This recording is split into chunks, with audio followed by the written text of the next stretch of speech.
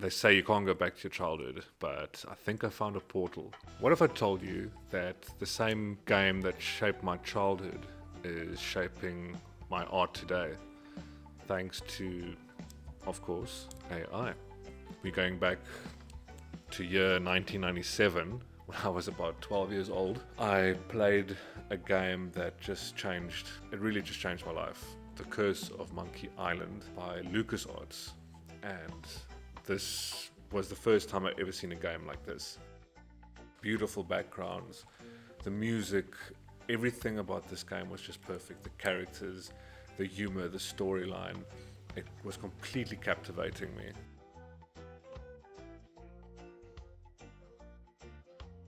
And I was just hooked for years. I mean, I'm almost 40 now and I'm still talking about it. And I still play it at least once a year now. For nostalgic purposes, it's a great way for me to escape and go back to my childhood, because this game was a massive part of my life. I never saw anything like this in my life ever. At this stage, I mean, at that time, it was unheard of for me. Coming from a small town, when you're a 90s kid, you remember these profound, beautiful moments in your childhood that you don't want to forget.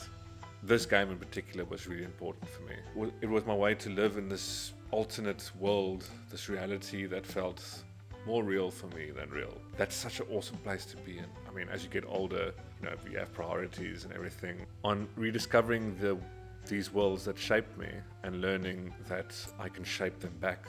For me, it was gaming. I was gaming for years, since I was 7, early into my teens, my 20s a little bit, and a little bit in my 30s on and off. I lost it somehow along the way. As with anything in life, you go through your phases. It's something that still holds very dear to me. AI handed me something unexpected, a way back in. When I realized something about gaming, not just being a gamer, but actually attempting to try and create a game now. With the tools that we have now with AI, it's a lot easier than ever before, and it's a lot accessible. Now anyone can actually do it with an imagination. Then something clicked, something I've always wanted to have since I was a kid, and that was a sequel to this game, and with the same characters and the same background and the same, almost identical, just a different story. I wonder if I could recreate the scenes, or just try and at least attempt a fan-made game to this game that was such a big part of my childhood, and a game that I hold so dearly to my heart. Okay, that's actually not impossible. It's actually really possible. So look for the images online just to see like the backgrounds. I want to actually train a model and create my own style, or just replicate that style. And out of respect, I took a chance and I thought, you know what, I'm gonna actually message the original background artist. That was a long shot, and I thought, you know what, I'm gonna go look online. I came up on his website and I saw his email address was there. I wonder if this is a fake account. I emailed him basically just saying how much I loved this game and how thankful I am for his art, and just said, can I maybe replicate your art and just train it into the AI and create my own style, or just replicate your style, because I really want to make a fan-made game. I didn't expect, obviously, him to reply. I just thought, I'm going to put it out there in the universe, just so I know I did my part. I want to respect his work and not just claim it as my own. And he replied. He said, yeah, great, it's an awesome idea. You're more than welcome to do that. I think it's cool. As long as you don't make money from it. Like, no, I don't want to make any money from this. It's literally just a fan-made game that I want to experiment with and play with, and just give fans, maybe they'll enjoy it, appreciate it as much as I do. What it came up with was like, wow. I really felt like I was a kid again. Okay, wait, I'm seeing something exciting is happening now. I can actually create point and click adventure games. I can create any games actually. I'm going to start a Facebook group, a community or fan club called the Curse of Monkey Island Fan Club. Creating AI backgrounds and just taking this game and recreating it in different styles, just kind of seeing where it goes. The response has been mostly amazing, really cool. People were supportive. People liked my work. They would often say, "Oh, you're so good," but I would immediately tell them, "No, it's not 100% me. It's mostly AI. This is just my imagination. I'm not taking credit for this." And I got my blessing from the original artist, Bill Tiller. If he's watching this, thank you, Bill. I really appreciate your blessing and your support and your kind words.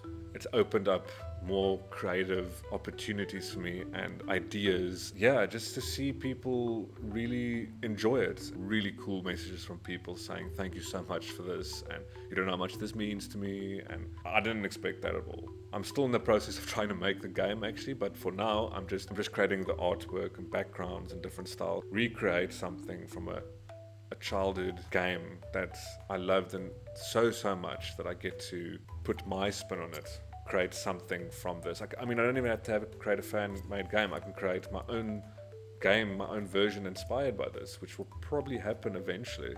And that's the thing about AI. It's giving me the opportunity to do that, where I could never do that before years ago. I mean, I wouldn't even attempt to. It would take me years. Way too much work. I don't have money to pay artists to help me. It would just be almost impossible. Where AI makes it basically more than possible. You just got to put some time in, and of course, imagination. Something really exciting to be a part of. I wasn't just making fan art. I was having conversations with my childhood self. The kid who would get lost for hours in these point-and-click adventure games. I was just mesmerized by this world and by the puzzles and by just figuring things out. Now I get to make my own. And that is awesome. I mean, anyone can actually do it. That's even the cool part. You don't even have to be have a super huge imagination. You can just ask AI to help you dig up these parts that are lost inside you, maybe. See what comes out from it. The AI wasn't just generating images, it was generating memories. More than that, it was showing me I could participate in creating the kinds of worlds that had shaped my imagination decades ago. If you really just stop for a second and you think, you have this chance now to do these things that as a child you could only dream of, and just seemed like it was so far from reality that there was no way you could achieve this without some degree or years of experience, or just by being naturally talented, which I mean many people are, and that's an awesome blessing. I spent years outside of the gaming culture, watching from a distance as worlds evolved around me, and there's so many different aspects of this AI creativity that you can explore. Gaming and film and animation, they're all connected. That's what's so awesome about it. And there's so many layers to my creativity now. Just any kind of storytelling in general, it's always been a part of me. It's always been locked inside, and out of insecurity I never let it out properly like it should, because I was afraid I wasn't good enough. I just didn't think people would care. Working and playing around with these tools and making these, different styles of anything really revealed something I hadn't expected. There were other layers to my creative self that I never fully explored or realized. The visual storytelling that drew me to cinema had roots in those early point-and-click adventure games. The environmental storytelling, the character design, the way a single image could suggest an entire narrative. It was all connected.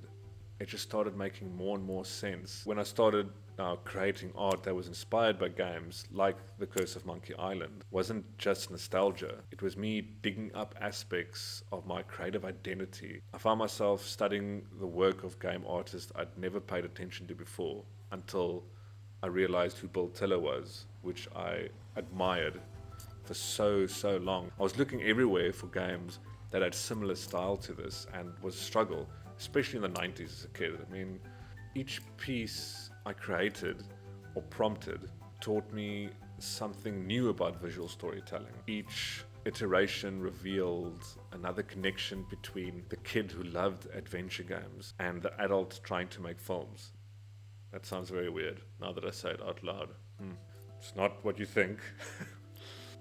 AI became the bridge between those two versions of myself. We're conditioned to believe that the spark of curiosity we had as children was just a phase, something to be outgrown. How deep can our imagination go? AI is bringing my childhood back. Every time I generate art inspired by Monkey Island, every time I experiment with a new style or push a prompt in an unexpected direction, I'm that kid again. I'm exploring different parts of this world. Where else can I go with this? What other doors can it unlock? Creativity doesn't age. It gets buried, neglected, forgotten. The part of you that used to get lost in imaginary worlds, that used to see possibility everywhere, that used to believe you could build anything, that part is still there. It's waiting. I mean, sometimes it's even screaming to let you take it out, you know? I'm not trying to compete with professional game artists. I'm having a conversation with the medium that shaped me. I'm adding my voice to a world that once felt like it existed only for my consumption. Proving to myself that the boundary between creator and audience was always more possible than I thought. Maybe you've been away from something that once mattered to you. Maybe economic reality forced you to put aside interests that felt just too expensive, that you didn't have time for, too removed from the business of surviving. Maybe you've forgotten what it felt like to create purely for the sake of just creating. And it won't just create anything without your unique input, but it can give you a shovel to dig your way out of your own creativity block. The tools are there.